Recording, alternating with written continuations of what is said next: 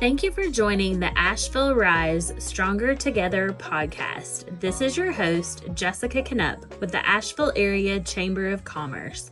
I hope you enjoy today's episode.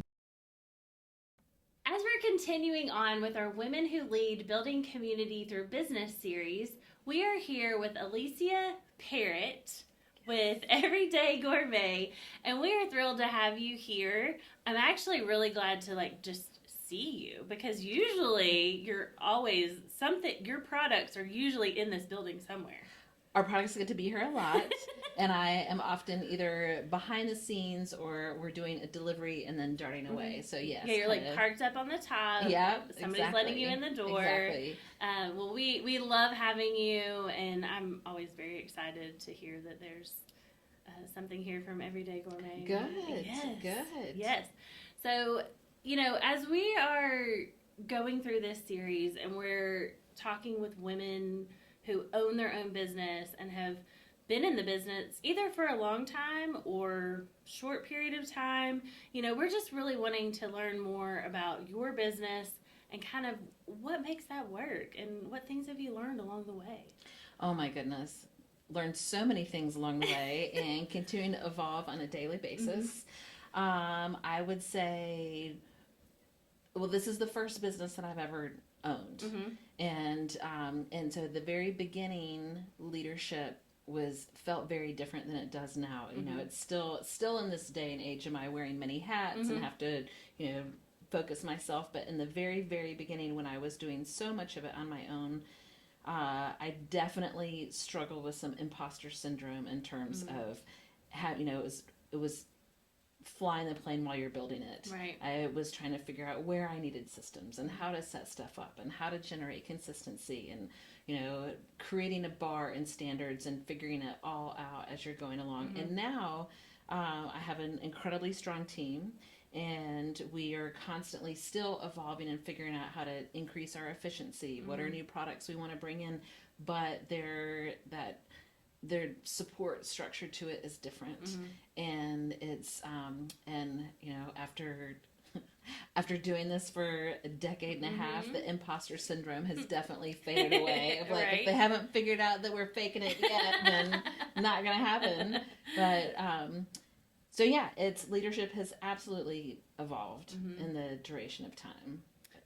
So how did you come to being a business owner and opening? Well, everything? I had years and years of hospitality experience managing restaurants, mm-hmm. anything from barbecue joints to fine dining restaurants, and I loved that. I loved the industry in terms of creating the experience inside of hospitality, mm-hmm. and I also really like that the atmosphere becomes very familial. Mm-hmm. It's this industry is one where it's the culinary part of it's like you're almost like breaking bread while mm-hmm. you're working, and so there's a different intimacy, I think, in this work environment, right. which I'm very drawn to. I mm-hmm. like that familial aspect of it. So as a young mother, in terms of new mother, I was under the great illusion that owning my own business would just be so much easier right. than working for anybody else. And you'd have so much time. So I would make my own schedule. Right. I call the shots. Yeah. I can figure out how to balance it all. And that was a rapid learning lesson of the fact that, sometimes your dream of being self-employed is not as dreamy as you think it's right. going to be. Right. And there's things where going into it, I thought that I would have boundaries, mm-hmm. and those have definitely morphed over time, because mm-hmm. There's moments when we would be catering a huge breakfast and my child would be sleeping in the back seat of my car right outside the kitchen door mm-hmm. until I'm running him to school, and then we're playing mm-hmm. road trip while I'm taking care of stuff. Both of my kids have spent a lot of time inside of the catering kitchen walls as part of their lives also. Yeah. And so I think that for a while I strive for boundaries as a sign of success, of like, oh, this is home and that is work. And then now I realize what it's actually done for my children in terms of developing their own work ethic, mm-hmm. and how the integration component of it is builds character. Right. It's, you're resourceful, you're figuring out how to do it. And now, I mean, my children are at a completely different life stage, and it's not the same, but it's a good earmarker of like, when I look backwards sometimes of like, oh, I can't believe I did all those things and how I did them, and until we got to a point where systems were able to be different. And it's good to be able to reflect back and see how much you were able to evolve. Right. So as you are evolving and you're looking towards the future, we have obviously been hit with two main, with the pandemic and then the hurricane. Right. Your business has made it through, and but I know that had to be something you weren't expecting. Oh, of course not. And so when the pandemic hit, we actually, I was at a point where I was feeling a tremendous sense of pride in our growth. I had actually just purchased a commercial building and self-contracted a commercial kitchen in that space. We got our CO that February, and 2 weeks later on March 7th is when the world shut down. And, so I definitely went into a deep depression for a minute as I looked around and I see my stainless steel hood that is actually like my children's college fund. And, and I'm like, what am I doing? Yeah. I just put every resource that I absolutely had into this with the full faith it was going to go forward, and never, nobody anticipated a curveball like that. No. And in that moment, it obviously took a minute to get on our feet again, but we pivoted. We created different programs to be able to still serve our community. We invented that. It doesn't exist any longer, but in that window for years, actually up until Helene, we had a meal bundle service that, and it really, through the pandemic, it grew immensely because it was able to serve a lot of people that were immunocompromised. We were bringing meals to them, and when they're having a hard time, it morphed into a program that was offering support to folks aging in place where they didn't, and so, adults, children would get it for their parents that they, especially if they didn't live in the area. And it turned into a real, it was a project that was very inspiring. Like, we would do meals that were themed around holidays or, different kind of taking people on culinary adventures. And especially during COVID, it's like people aren't having the experience of getting to go to restaurants and things like that. What can we do that feels fun to open? And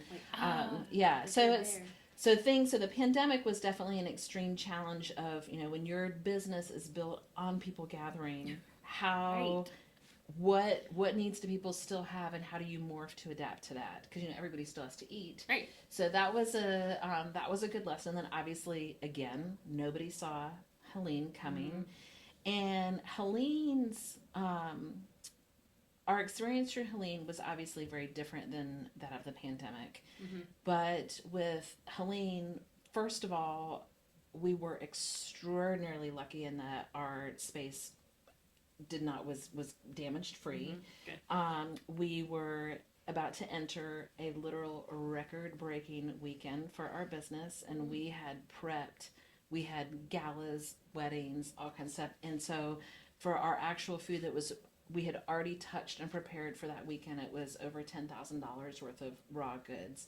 And we immediately went, and our whole team got together and we distributed it, and it went to Food Connections. It went to, all over. We took stuff to the World Kitchen. And we didn't waste anything. Good. And that was that. And so my chef Deva, she was feeling really torn because she was able to see the greater loss of the business and all that. And I was like, that food is right where it's supposed to be. It's being eaten. It nothing is hitting the trash. Our walk-in, we were here within hours. Stuff didn't even lose temp. It was amazing. So that, and then the thing that I discovered following Helene, because it was despite the fact that we didn't have physical damage, business was gone, obviously, and then waiting for water and all of that. I made the investment for a potable water system. And by the time I crossed that bridge to do it, when we ended up getting water earlier than anticipated, which was great for everybody, I had made that investment and we got water 1 week later. And so that there were things that were hard because because you second guess constantly of am I going to put this money in so that we can open? but and had it go round and round. So there were things that could feel, decisions that were being made, and just the impact overall. The reaction would still feel like failure, even though we weren't failing. And that's where I felt like I had to really completely reframe my perspective on it, and realize that, and I leaned into what had happened from COVID of like, we are making our path from this baseline to success. It is well worn. We know how to get back. People know us. Yeah. We have services that are going to be recognized. And it shifted in terms of questioning if we were going to make it, into how it would be made, because it was, I didn't want to, me closing my doors is not just, you can say, sure, I'd be losing a business, but there's a whole team that that makes that business. It has a ripple effect. And it's like, if they're not part of this team, there's not a wealth of jobs in that moment. And it's like, you really, it shifted from me focusing on immediate success to really feeling a responsibility of, to help things be sustainable. Right. As you're talking about the hurricane, and it's just just listening to you make the decision about the water and then how that goes, you're investing all of this into your business and keeping your staff on during this whole time, I would assume. And, and you mentioned a couple times about community. What does that look like from your perspective of our community and the outreach and what you do? I think that it's such a broad spectrum of ways that I can answer it. On one hand, there's, it's easy to be said about any business. You wouldn't be in business without community. But when I think about it too, having food be the center of what we do, I feel like it is such a part of, it's synonymous with community when you think of any gathering ever for anything. The same as if you're having a meeting here and there's going to be food. It's like, oh, there's snacks. Yes, we should go. Ooh, yeah, we better get there fast. So there's that aspect, I feel like, is in terms of the service that we provide, is kind of a portion of the building block of community. But then at a greater level, having it, there's reassurances from being part of a community, of knowing, that generates so much solidarity. Having it like in both of those sequences of, having a small business go through trauma, basically, of knowing that you're in it with other people, I feel like offers a great sense of reassurance. I have never been more proud of this community, of how it showed up for each other and everybody. Like, it makes me verklempt to think about it now, of like, the street that I live on, and the community of where my catering kitchen is located, and how we were all looking out for each other. And it just is, it's amazing to me of how compassionate and generous I feel like this specific community really is. Like, I think that there is people are elbowing and fighting for resources in those moments. It's like, no, do you have enough? And that just makes me so proud. Yeah. Well, and this is such a relationship based like community and we just always, whether it's two different catering businesses or two different yoga instructors, people seem to always kind of support and work together. And sometimes when I talk to people, when they're coming in, they're either moving to the area or they're wanting to learn more about the chamber. That's unique for our area, for like the same industries to help support each other in some situations, or maybe it's just not a good fit for what you have. And I know you probably have resources that you can filter out. And there's things where I appreciate when we're there are limits to how much we can do. So it's like, I'm excited to be like, hey, we're not available for that, but call them. They will do a great job. I'm excited that there are other options in our community that, there more than one person can be a good fit. And I like that even people that we have long-standing, reoccurring relationships with, there's moments that, we choose to completely closed down. We just got to close for 2 weeks over Christmas while the kids were out of school, and it's dreamy. And so when people are contacting us of like, how about a New Year's party? It's like, we're not available, and I know who to send you to. And that feels good to be able to have enough to spread the wealth. Sure. Well, do you see, like, obviously, not to bring up the hurricane again, but I mean, that's like you said, food gathers people, brings people here, have you seen that increase in events, in opportunities? It has been, this 2025 was definitely a unique year. It was very slow growth in our first quarter. Then the second quarter was gangbusters for us because we actually, a lot of experiences that people couldn't have in the fall had rescheduled to the spring. So we had with our pre-existing spring bookings and rescheduling, we definitely flexed and broke some of our records. Good. And that was very exciting. So that was amazing. And then in the fall we had that kind of continued. And I will say that December was a different experience for us this past year, where I feel like, just looking at the economy at large, people were spending their money differently. We had the same volume of events in terms of numbers of bookings, but how people were utilizing our services was shifting a little bit. And so that was something that's been a big lesson for us looking at going into this year of, if people are moving away from some previous opulence, where do we meet them in the middle? Where do we look at saying, hey, we still want to be your resource. Right. This is what can we continue to create that works for you, and it's still giving you the experience that you desire. Right.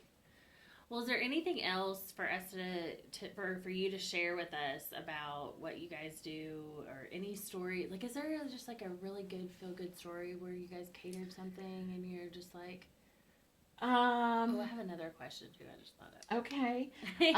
Well, something that's kind of a feel-good story that that our team gets very excited about doing every year is, food is obviously very close to our heart, and one of the things that I think a lot of folks don't realize is how many people in our community at large still actually experience food insecurity.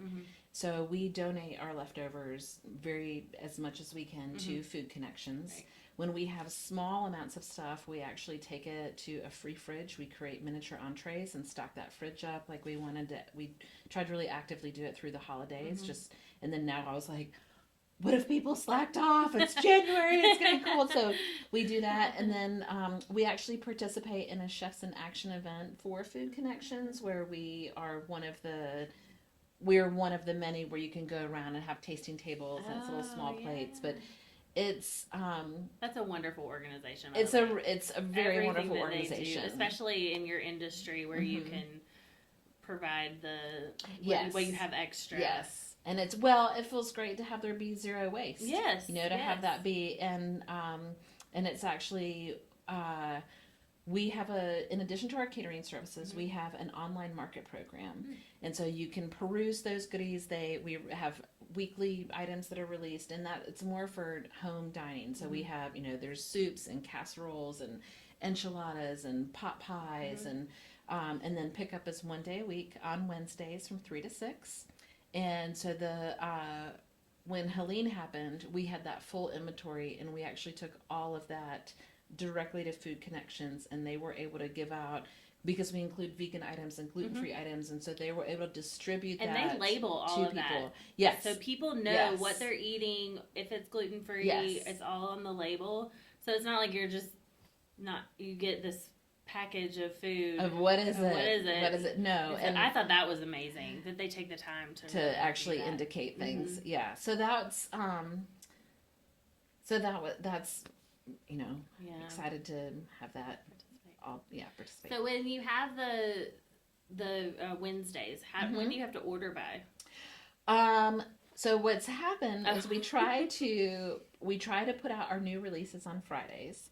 Okay. And we have a core following where it's kind of funny because, like, there's some people we'll send out, if you join our email list, there's some people that, the second it drops, like, they are buying stuff up like hotcakes. Right. So in theory, you can order anytime you want. You can just only pick up on Wednesday. You could order at lunchtime on Wednesday, but the inventory will dwindle. Oh, so it's like real time, like it's what you have available, or like what is. Yes. So if you're like, oh, we're having friends over on Sunday, I want to order a couple of quiches. You can look online, and we might have 3 of this flavor and 3 of that flavor. But if you're like, I'm gonna wait and order them in 3 days, you might pop back up and they're gone. They're not available. Yes. So we always tell people, like, and it's in all of the items in the online market are freezer friendly, which means that it's basically designed to stock your freezer. You pick up stuff and it's frozen. Occasionally around holidays, we'll do things in a pre-order capacity. So like for Thanksgiving, we did a bunch of appetizers and side dishes and stuff that, and when it's a pre-order, we have it designed so that you pick it up and it's fresh. Okay. It's ready to roll. Frozen. Okay. So that's and then there is a specific deadline if you want to be able to pick stuff up fresh. Okay. I'm just sitting here thinking, like, when y'all try something new, do you have taste testers? Because I would certainly sign up for that. Well, we constantly taste our own items, and I mean, truth be told, our creative process can probably feel a little bit backwards if you will at times. Like, there's moments when we will cultivate menus and generate ideas, and there can be. So here's a great example. We love catering for the Preservation Society of Asheville, and we have an event coming up for them. And one of the things that they have asked about is basically us trying to recreate and mimic retro fast food. So step 1 of that is us having kind of a round table discussion of like, what do we think we want to do? And so in this stage where it's creative, it's fun, we're like, what, we can think of some cool packaging, like what are things we can do that I was thinking the packaging, yeah. So that's like the fun part. And then you get into the midst of it where, we'll kind of tweak and do little tasting. Sometimes we won't do all of it, but like we might test something that we're a little concerned about. And then there comes the actual rollout, and that's where we can learn some big lessons, where it can be like, that was amazing, let's file this away, and we want to offer this as part of a regular ongoing product because it served like a dream. It was easy to produce. We're proud of what we put out. And then sometimes, hopefully not frequently, we have those situations where it's like, that was the hardest thing we've ever done. We will never, ever, ever, ever do that again. Yeah.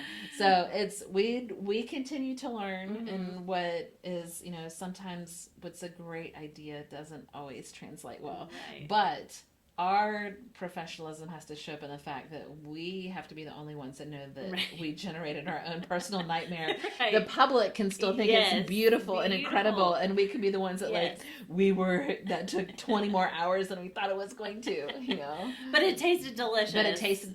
That's all that matters. Yes, it looked and tasted delicious.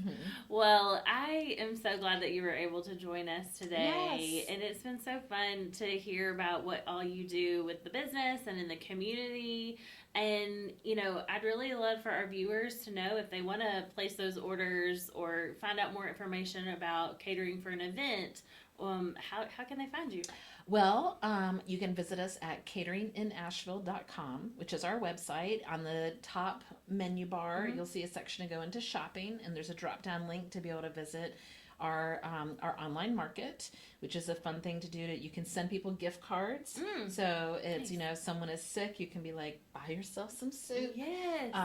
And then also, if you're interested in our catering, there's another drop down, and there's a section to be able to complete a catering inquiry. And with that, there's a little questionnaire, and we like to find out, when is your date? What type of event are you having? And then our sales manager will then confirm our availability and reach out for you with a link to be able to schedule a planning call. And I think with catering, the biggest thing is I want people to realize that it's not people who haven't booked a lot of catering can immediately jump into the fact that it's like, oh, for weddings or galas, and it can think of large scales only. Sure. But we love doing like monthly board meetings. We have a lot of folks that we keep on repeat. Our minimum group size that we serve would be for 15 people. Okay. But there's lots of services that we can provide that can be in a more casual arena. There's probably 8 years maybe. There's a large accounting firm, and they book us now. They have just gotten on our calendar from now until tax day, where we feed their office one day a week. And I was like, yes, we're going to keep them happy and focused. They're like, they don't want anybody to leave. Yes, so it's lunches and all kinds of events. It's not. Oh, yeah. But of course, we're also here for your weddings and galas. Oh, yes. I mean, well, you're usually here at the chamber for a lunch event. Yes. Or something early in the morning or whatever event that we have going on. We have all kinds of things going on here. So, well, thank you so much for joining us today. It's my pleasure. Yes, it's been so great to learn about your business, and thank you again. Absolutely. If you enjoyed today's episode, like, comment, and subscribe. To learn more about joining the Asheville Chamber, scan the QR code on your screen or visit ashevillechamber.org. Until next time.